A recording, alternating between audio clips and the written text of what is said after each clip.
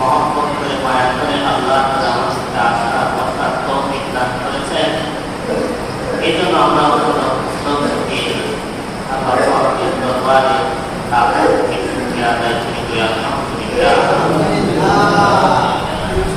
আমি আপনাদের সামনে পবিত্র কোরআন শরীফে সূরা কাহফে 48 নম্বর আয়াতে কারিমা তেলাওয়াত করেছি। আল্লাহ রাসূলের বর্ণিত হাদিস থেকে এই সূরাটি বাবুস সালাত অধ্যায় থেকে এই হাদিস আপনাদের সামনে পেশ করেছি। আয়াত এবং হাদিসকে সামনে রেখে সংক্ষিপ্ত আকারে কিছু আলোচনা করার চেষ্টা করব। আল্লাহ তাআলার মহান এবং আপনাদের সকলকে আমাদের দিনকে কোরআন এবং শ্রবণ করার তৌফিক দান করে বলে আমিন। আমার দাওয়াত মতো আয়াতে আল্লাহ রাব্বুল আলামিন কাফেরদের ভয়াবহতা এবং মুমিনদের সুসংবাদ এবং প্রত্যেকটি বান্দার সে যে ধরনের আমলি করত না কেন প্রতিটি কাজ এবং আমলে বদলা সে পাবে। আল্লাহ তাআলা তার সঙ্গে বিন্দু পরিমাণ কোনো ধরনের শুরু করবেন। যে পরিমাণ যেটুকু আল্লাহর কাছে পাওয়ার হক নাই, আল্লাহ তাআলা তাকে সেই পরিমাণ হক কিয়ামতের মাঠে তাকে প্রদান করে দিয়েছেন। যে যেটুকু শাস্তি পাওয়ার যোগ্য সেই পরিমাণ শাস্তি সে অবশ্যই ভোগ করতে হবে। এই জন্য আল্লাহ রাব্বুল আলামিন দুনিয়াতে তার হাবিবের মাধ্যমে অপরাধী যারা আল্লাহর হুকুম মানে না তাদের কি শাস্তি হবে, তাদের কি পরিণতি হবে, সেই অবস্থা তুলে ধরেছেন। যারা আল্লাহর হুকুম নবীর তরিকাকে অনুসরণ করবে মানবে তাদের কি সুফল হবে, তাদের কি প্রতিদান হবে, তাদের কি পুরস্কার দিবেন, সেই বিষয়টা আল্লাহ রাসূলের মাধ্যমে জানাইছেন। হাদিস শরীফে আল্লাহ রাসূল সাল্লাল্লাহু আলাইহি সাল্লাম থেকে হযরত আবু হুরায়রা বর্ণনা করেন, عن أبي هريرة رضي الله تعالى عنه قال قال رسول الله صلى الله عليه وسلم أول ما يحاسب به العبد يوم القيامة الصلاة কিয়ামতের মাঠে সর্বপ্রথম আল্লাহ তাআলা তার বান্দার কাছ থেকে যে হিসাব নেওয়া শুরু করবেন সেই হিসাবটা শুরু হবে নামাজের। ভাই কিসের হিসাব নেবেন? নামাজের হিসাব। নামাজ একজন মুমিনের মহা মূল্যবান সম্পদ। ঈমান আনার পরে আল্লাহর যতগুলো বিধান আছে সবচেয়ে গুরুত্বপূর্ণ বিধানের নাম হলো নামাজ। এই জন্য আল্লাহ রাব্বুল আলামিনের কোরআন শরীফের ভিতরে ৮২ জায়গায় শুধু নামাজের কথা উল্লেখ করেছে। বেশিরভাগ বারবার বলাটা নামাজের গুরুত্ব বোঝানোর জন্য আল্লাহ তাআলা ৮২ বার পবিত্র কোরআন শরীফে নামাজের কথা উল্লেখ করেছেন। এবং যত নবী দুনিয়াতে আসলেন এমন কোন নবী ছিল না যে ওনাকে আল্লাহ তাআলা নামাজের মতো বিধান দিলেন। কিন্তু এই নামাজ গুরুত্বপূর্ণ হওয়া এটা আল্লাহর কাছে নৈকট্য হাসিল হওয়ার একটা বিশাল একটা পাত্র। এই নামাজ সহ আমাদের যত আমল আছে সব আমলের হিসাব আল্লাহ তাআলা নেবেন।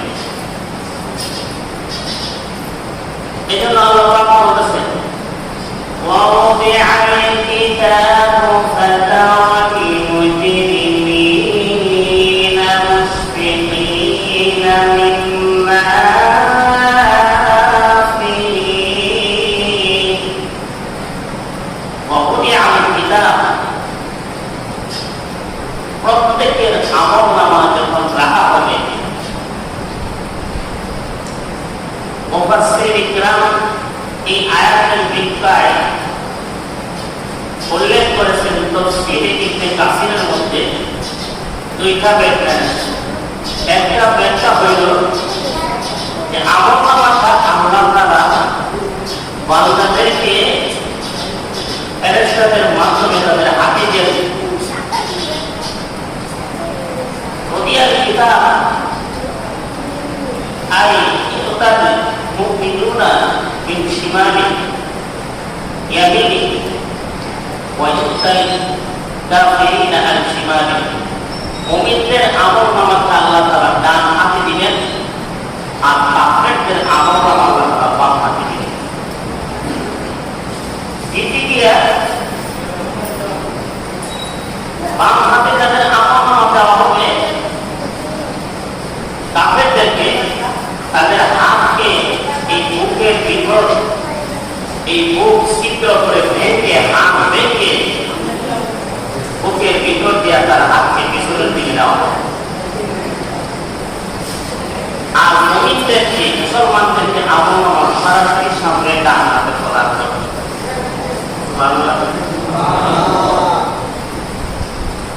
দেওয়া এক সিস্টেম, এটা মুফাসসির ইকরাম উল্লেখ করছে। আরেকটা সিস্টেম উল্লেখ করছে যে আল্লাহ তাআলা ফেরেশতাদেরকে বলবেন, কোন ফেরেশতাদেরকে? দুইজন আমাদের ডান হাতে এবং বাম হাতে দুইজন ফেরেশতা আছে। আল্লাহ পাক আরেক আয়াতে বলতে বলেন, ইরমান কাতিবিনা ইয়ালামুনা মা তাফআলুন।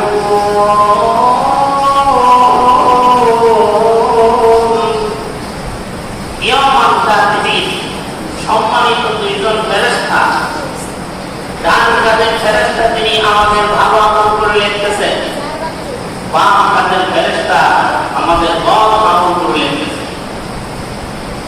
আল্লাহ তাআলা ফেরেশতাদেরকে বলবে, ও ফেরেশতা, তোমরা তোমাদের লিখিত বনি আদমের আমলনামাগুলো জমা দাও। আমরা দেশে গোয়েন্দা যারা আছে তারা চাইলে আসামির রিপোর্টগুলো রিপোর্ট করে খাতার মধ্যে রেখে ম্যাজিস্ট্রেট বা সরকারের ধরে তাকে আসামিগুলো রিপোর্টগুলো, এই খাতাগুলো, ফাইলগুলো জমা দেয়। দেওয়ার পরে কোর্টে যখন ম্যাজিস্ট্রেট তার আসনে বসার পরে ফাইলগুলো উঠে দেখে যে আসামি দাগি আসামি, বড় বড় আসামি, এইগুলোকে যদি না করা হয় তাহলে তারা দেশের মধ্যে বিশৃঙ্খলা, অরাজকতা সৃষ্টি করবে। তখন ম্যাজিস্ট্রেট আদেশ করে, অমুকে কোর্টে হাজির করো, অমুককে। যদি সে হাজির না হয় তাহলে 24 ঘন্টার ভিতরে তাকে গ্রেফতারের পরোয়ানা জারি করে দেওয়া হয়। এই তথ্যভাবে আল্লাহ তাআলা কিরমান কাতিবিন দুইজন ফেরেশতাকে বলবে, আমাদের প্রত্যেকের সাথে এই দুইজন ফেরেশতা আছে। আপনি স্বীকার করেন, আমি স্বীকার করি আর না করি, আপনি আমার সঙ্গে প্রত্যেকটা বনি আদমের সঙ্গে দুইজন ফেরেশতা আছে। একজন ফেরেশতা ভালো রিপোর্ট করে লিখছেন, আরেকজন ফেরেশতা বড় খারাপ রিপোর্ট করে লিখতেছেন। এই দুইজন ফেরেশতাকে যখন বলা হবে তখন প্রত্যেকের সাথে দুইজন ফেরেশতা, সব মিলে কি একজন দুইজন হবে? লক্ষ লক্ষ কোটি ফেরেশতা হবে। একজন মানুষের সঙ্গে যদি দুইজন ফেরেশতা থাকে, দুইটা ফাইল হবে, দুইটা রিপোর্টের বই হবে। এইভাবে 1 কোটি মানুষ হলে 2 কোটি ফেরেশতা হবে, 2 কোটি ফাইল হবে। এইভাবে লক্ষ কোটি ফেরেশতাদেরকে বলা হবে, ও ফেরেশতা, প্রত্যেকটা বনি আদমের রিপোর্টগুলো আমার কাছে জমা দাও।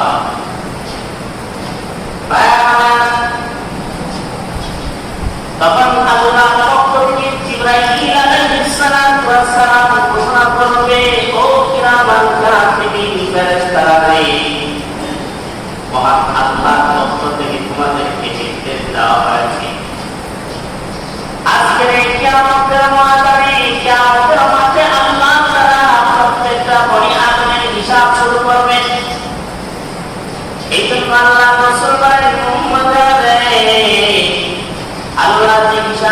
করবেন আমলনামা, তোমাদের প্রথম হিসাব হবে আউয়াল মা ইউহাসাবু বিহিল আবদি ইয়াউমাল কিয়ামাতিস সালাহ। সর্বপ্রথম হিসাবটা শুরু হবে নামাজের হিসাব। এই আমলনামাগুলো জমা দেওয়ার জন্য ফেরেশতাদেরকে যখন আদেশ করবে, মহান আল্লাহর পক্ষ থেকে আদেশ পাওয়ার সঙ্গে সঙ্গে কিরামান কাতিবিন, এই দুইজন ফেরেশতা তাদের জীবনের ভয় করে খাতা বই আমলনামাগুলি আল্লাহর আরশের নিচে, আল্লাহর আরশের ছায়ার নিচে নিয়ে ওই বইগুলো রিপোর্ট করবে, জমা করবে।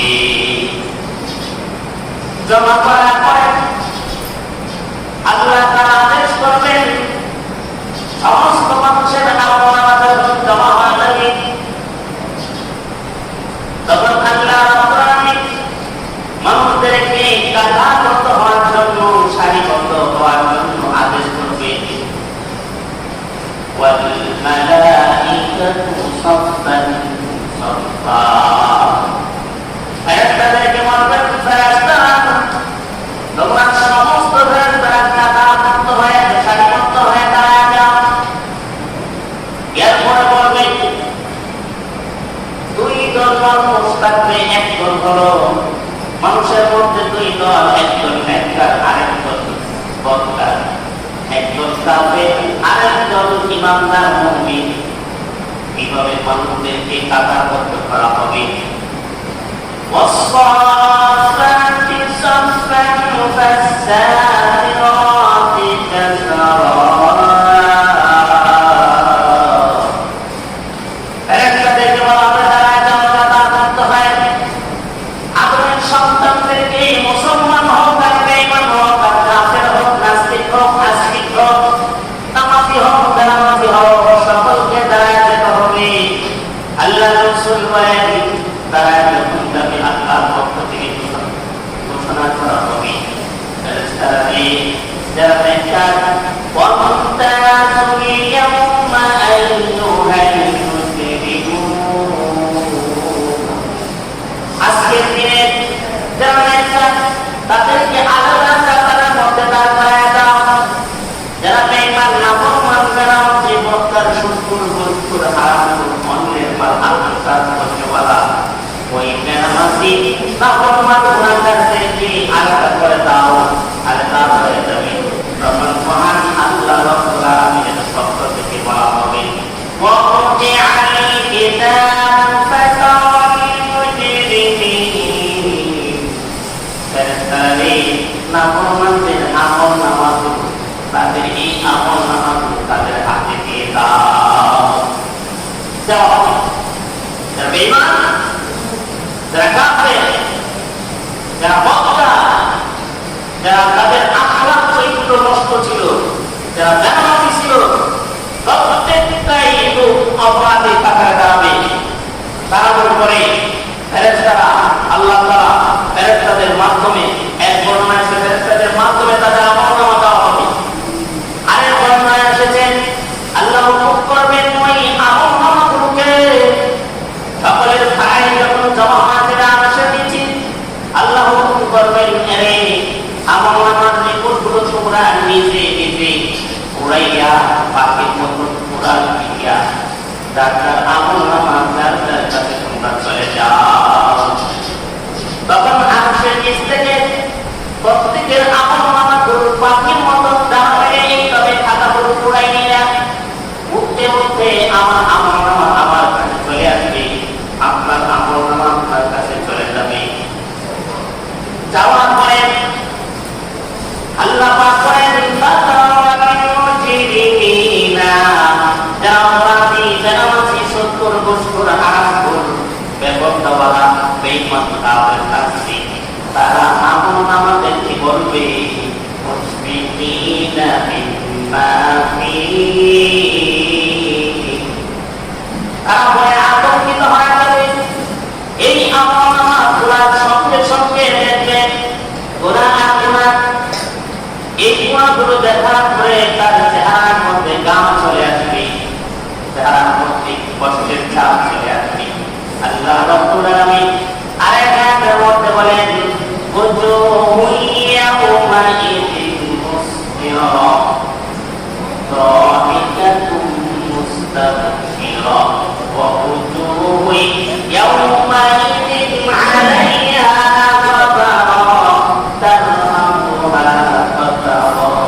কিছু চেহারা হবে আমল নামা পাওয়ার সাথে সাথে চেহারার মধ্যে কষ্টের ছাপ অস্থিরতার ছাপ তাদের চেহারার মধ্যে থাকবে। তখন অস্থির হইয়া তারা ভয়ে আতঙ্কিত হইয়া আমল নামা দেখতে থাকবে আর বলতে থাকবে ওয়ায়াকুলুনা ইয়া ওয়াইলাতানা মা লি হাযাল কিতাব। ওয়ায়াকুলুনা তারা বলতে থাকবে ইয়া ওয়াইলাতানা আই লিতাহসিব ওয়া তানাক্কুমি, নিজেকে লাঞ্ছিত অপমানিত করে লাঞ্ছিত মনে হবে, নিজে অপমানিত মনে হবে, নিজেকে তুচ্ছ তাচ্ছিল্য মনে হবে হওয়ার পরে সে আফসোস করে বলতে থাকবে আহারে মা লি হাযাল কিতাব, যে রিপোর্টগুলো আমার জমা হয়েছে এই রিপোর্টের কারণে আমার অবস্থা পরিবর্তিত হবে। কি জমা হয়েছে সেদিকে বলতে থাকবে লা ইউকাতিল সগীরাতাও ওয়ালা কাবীরাতান ইল্লা আহসাহা। এই আমরা জিন্দেগিতে কোনদিন যা কিছু করেছি এমনকি নিচে একটা সানাবুর পড়ে গিয়েছিল ওইটা যে আমি নিজের হাতে উঠাইছি ওইটাও আমল নামার মধ্যে লেখা থাকবে।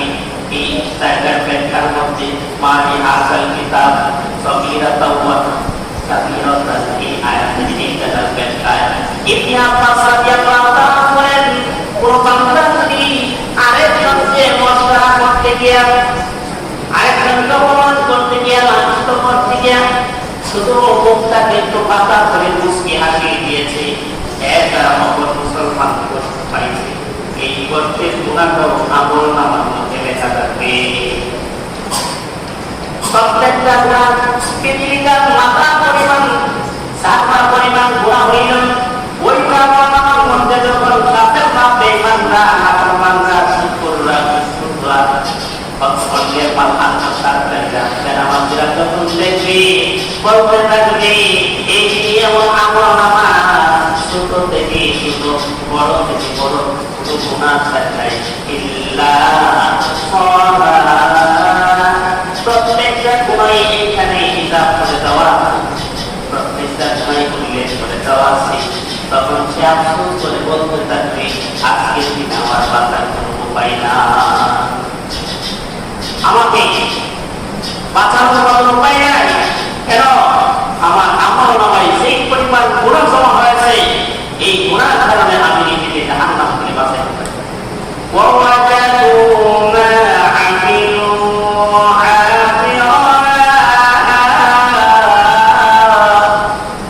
তাদের প্রত্যেকের আমল নামার মধ্যে আমল পেয়ে যাবে। আর আল্লাহ বলেন তোদের আমল নামা অনুযায়ী আমি তোদেরকে পুরস্কার দিব, তোদের আমল নামা অনুযায়ী তোদেরকে আমি শাস্তি প্রদান করব। শাস্তি প্রদান করতে গিয়ে ওয়ালা ইয়াযলিমু রাব্বুকা আহাদা, এমন কোনো বান্দা হবে না, এমন কোনো বান্দি হবে না যে বান্দা এমন বান্দির উপর আমি সামান্য থেকে সামান্য জুলুম করব, এমন হবে না রে বান্দা। মুমিন হওয়ার কারণে আমি তার পক্ষ নিয়ে কাফেরদেরকে শুধু শাস্তি দিব এমন হবে না, বা মুসলমান হওয়ার কারণে ইমানদার হওয়ার কারণে শুধু মুসলমানদেরকে আমি পুরস্কার দিব, কাফেরদেরকেও তাদের ভালো আমলের জন্য পুরস্কার দিব না, এরকমও হবে না। এই যতটুকু ভালো কাজ করেছে সেই পরিমাণ পুরস্কার পাবে, আর যে যতটুকু অন্যায় করছে সেই পরিমাণ শাস্তি করবে। এই আয়াতের ব্যাখ্যায় লিখেছেন আল্লাহ রাব্বুল আলামিন কিয়ামতের মাঠে লক্ষ নবীকে উপস্থিত করবেন, কয়জন নবীকে? তিনজন নবীকে উপস্থিত করবেন। একজন হলেন ইউসুফ আলাইহিস সালামকে ডাকবেন, ইউসুফ তুমি সামনে দিকে আসো। এরপরে হযরত আইয়ুব আলাইহিস সালামকে ডাকবেন, তুমি সামনে দিকে আসো। তারপর হযরত সুলাইমান আলাইহিস সালামকে আল্লাহ বললেন সুলাইমান তুমি সামনে দিকে আসো। আসার পরে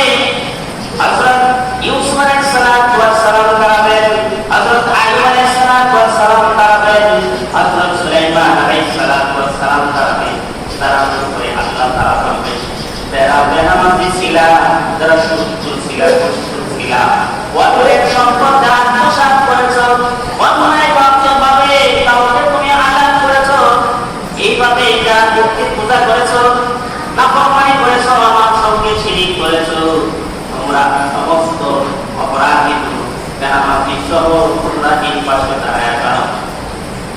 তারপরে এই তার রাত্রির মধ্যে কেউ থাকবে, মানুষরা থাকবে কেরামতি। আল্লাহ তাআলা জিজ্ঞাসা করবেন, রে কেরামতিরা, তোরা নামাজ পড়লি না কেন? তারা কেন নামাজ পড়লি না?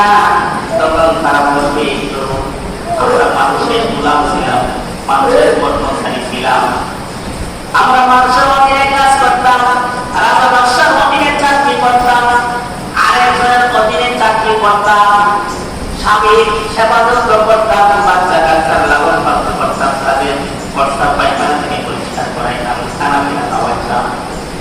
এইভাবে খেদমত করার কারণে, বাদশার হুকুম মানার কারণে আমরা নামাজ পড়তে পারি নাই, গোলাম হওয়ার কারণে আমরা গোলামি করতে পারি নাই। তারা আমাদেরকে সুযোগ দেয় নাই। আল্লাহ রাব্বুল আলামিন বলবেন, আমার বান্দা ইউসুফ সে গোলাম ছিল, সে গোলাম থাকা অবস্থায় জিন্দেগিতে কোনোদিন সে আমার হুকুম নামাজ ছাড়ছে কি? ইউসুফকে জিজ্ঞাসা করা হবে, ইউসুফ তুমি কিভাবে গোলামি করে দেবে? আল্লাহ আপনার হুকুম মানার জন্য আপনি মহান আদেশ করেছেন, এই জন্য সব হুকুমের পরে সব হুকুমকে আমি করে রেখেছি, আপনার হুকুমকে আগে রেখে আমি সর্বাত্মক আপনার হুকুম পালন করেছি। আল্লাহ তাআলা বলবেন, আমার ইউসুফ যদি গোলাম হওয়া সত্ত্বেও, 40 বছর গোলামি করার সত্ত্বেও বা 25 বছর গোলামি করার সত্ত্বেও যদি আমার গোলামি করতে পারে, তাহলে তোমরা কেন পারলে না? যাও জাহান্নামে আঙ্কাব লাগাইয়া তাদেরকে জাহান্নামে নিয়ে যাও। কেন আমাদেরকে বলবেন, যত বছরে আপনি যতই অসুবিধা দেখান, বাঁচার কোনো উপায় নাই। দ্বিতীয় পর্যায়ে আল্লাহ তাআলা বলবেন, এই লোকেরা, এই আমার বান্দারা, তোরা নামাজ পড়লি না কেন? আমার হুকুম মতে চললি না কেন? তারা বলবে, আমি অসুস্থ ছিলাম, আমার জ্বর হয়েছিল, আমি ডায়াবেটিসের রোগী ছিলাম, আমি প্যারালাইসিসের রোগী ছিলাম, স্ট্রোকের রোগী ছিলাম, এই জন্য নামাজ পড়তে পারি নাই। আল্লাহ তাআলা বলবেন, আইয়ুব তিনি আমার বান্দা 7 বছর পর্যন্ত সে অসুস্থতার কারণে তার শরীরে কীড়া পোকায় অপতঙ্গে এমনকি তার মৃত্যু পর্যন্ত কীড়া খেয়ে ফেলেছিল। এত অসুস্থ হওয়া সত্ত্বে পরিবারের সব লোক তাকে ত্যাগ করে চলে যায়। শুধু ইউসুফ আলাইহিস সালামের পেয়ে আইয়ুব আলাইহিস সালামের কাছে বিবাহ দিয়েছিল। ওই মেয়েটা শুধু আইয়ুব আলাইহিস সালামের সঙ্গে জীবনভর সঙ্গী ছিলেন। ওই বিবি সহ ওনারা জঙ্গলে চলে গিয়েছিলেন। এইভাবে আইয়ুব আলাইহিস সালামের অসুস্থতায় 7 বছর পর্যন্ত তিনি এক মুহূর্তের জন্য আল্লাহর গোলামি ছাড়ে নাই। তখন আল্লাহ বলবে, অসুস্থ রোগীরা তোমরা বলো, আইয়ুব এত অসুস্থ হওয়ার সত্ত্বেও আমার গোলামি করতে পারলো, তোমরা কেন পারলা না? যাও তাদের তাড়াতাড়ি কাপ লাগায় জাহান্নামে নিয়ে যাও। এরপর আরেক শ্রেণীর লোকদেরকে বলবেন, যারা তোমরা রাজা বাদশা ছিলা, রাষ্ট্রের প্রধান দায়িত্বশীল ছিলা, নামাজ পড়লা না কেন? বলবে, আল্লাহ আপনার হুকুম পালন করার জন্য, দেশের মানুষের জনগণের চাহিদা পূরণ করার জন্য আমি ব্যস্ত ছিলাম। আল্লাহ বলবে, তুই তো মহিলা ছিলি, তোর তো রাষ্ট্র চালানোর দায়িত্ব ছিল না,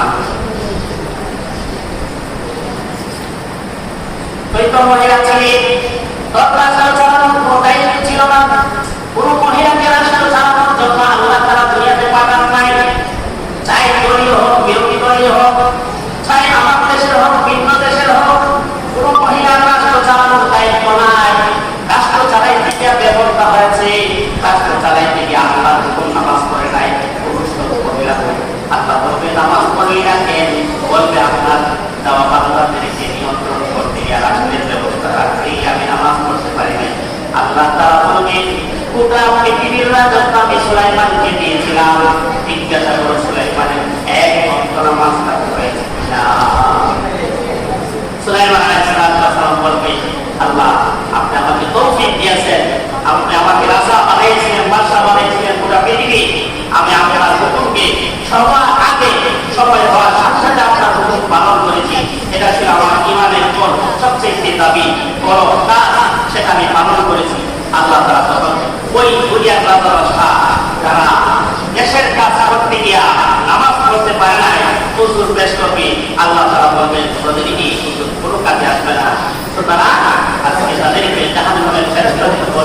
তাদেরকে গ্রেফতার করো, পরে তাদেরকে জাহান্নামের মধ্যে নিক্ষেপ করো। জাহান্নামে যাওয়ার পরে তাদেরকে মা সালাকাত ইসাকা কেরাত না হাওয়াই আমরা নামাজ ইসলাম।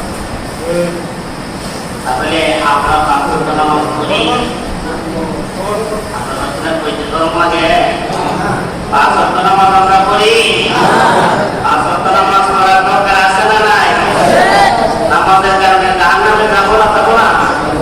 নামাজ না পড়লে জাহান্নামে যাইতে হবে কিনা? হবে। জাহান্নামের প্রথম হিসাবটা যেই কাজের জন্য হবে, আউয়ালু মা ইউহাসাবু বিহিল আবদু ইয়াওমাল কিয়ামাতিস সালাহ, সর্বপ্রথম আমলনামা থেকে যে হিসাবটা শুরু করবে, এই হিসাবটাই হলো আপনার নামাজের হিসাব। এই জন্য সর্বপ্রথম কিয়ামতের মাঠে তার হিসাব আল্লাহ তাআলা প্রথমে নেবেন। তিনি হলেন আমাদের নবীর সাহাবী হযরত আবু বকর সিদ্দিক রাদিয়াল্লাহু তাআলা আমলনামার হিসাব। দেখবে ওনার আমলনামা কোনো গুনাহ হয়ে নামাজের কোনো অভাব নাই। আল্লাহ প্রথম বিচার শুরু করতে চাবেন না, কিন্তু রাসূল আল্লাহ রাসূলকে বলেন আয়াতটা আপনি যদি একটু কষ্ট হয়ে যায় আমার এই উম্মতকে আমলনামাটা দেন। বাকিটা দেখবেন না দেখলে নাই, আমার এই উম্মতে কি আমলনামাটা দেখবেন। আল্লাহ রাসূল বাছাই করে যাচাই করে দেখবেন আবু বকরের আমলনামা থেকে সুন্দর আমলনামা কারণ এই আমলনামাটা দেওয়ার সাথে সাথে